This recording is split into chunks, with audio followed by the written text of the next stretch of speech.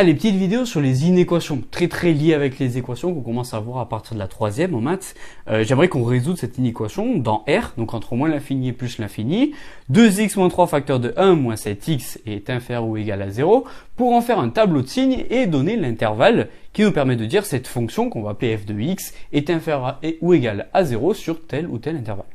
Alors, comment on fait? Comment on sait que c'est un facteur? Si on annule un facteur, si on fait en sorte à ce que le 2x moins 3 soit égal à 0, on va avoir au final 0 fois n'importe quoi, ça fera 0. Et à l'inverse, si on annule le deuxième facteur. Donc, on est parti pour résoudre déjà ces deux parenthèses. Donc, ici, on va pouvoir mettre 2x moins 3 est inférieur ou égal à 0, ce qui veut dire que 2x est inférieur ou égal à 3. Et donc, x est inférieur ou égal à 3 demi. De l'autre côté, attention, piège, quand on passe déjà le 1, de l'autre côté, ça devient moins 1. Par contre, on divise par une valeur négative. Donc, on change le sens de l'inéquation. OK? Donc, ça donne un x est supérieur ou égal à 1 septième. Je mets pas les deux signes moins parce que moins divisé par moins, ça fait plus.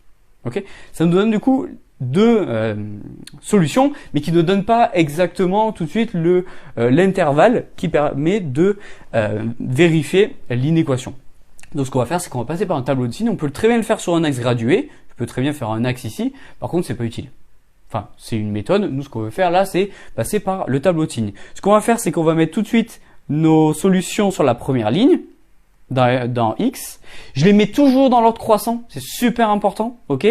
Et sous chaque solution, je vais aller mettre le 0 qui correspond au facteur que j'ai annulé. Le 3 demi, on a dit qu'il annule le 2x moins 3. Donc, je mets le 0 ici. Le 1 septième, c'est pour l'autre facteur.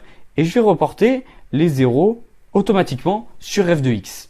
Ensuite, je vais mettre mes signes. Comment je mets mes signes? 2x moins 3, on sait que c'est une fonction affine du style ax plus b.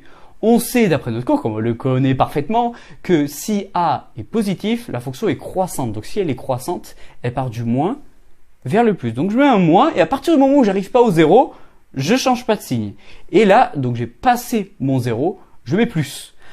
À l'inverse, le 1 moins 7x, on voit que la valeur, le a qui est devant le x, est négative, donc ça veut dire qu'elle est décroissante, donc elle passe du plus vers le moins. Je commence à mettre plus, je passe le 0, donc je change de signe. Et l'idée, c'est que sur la dernière ligne, on en déduise le signe donc de la fonction.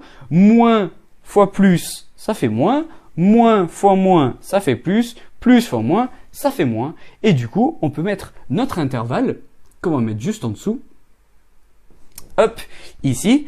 Donc, notre fonction, enfin notre inéquation est négative sur cet intervalle-là que j'entoure, où on a les moins.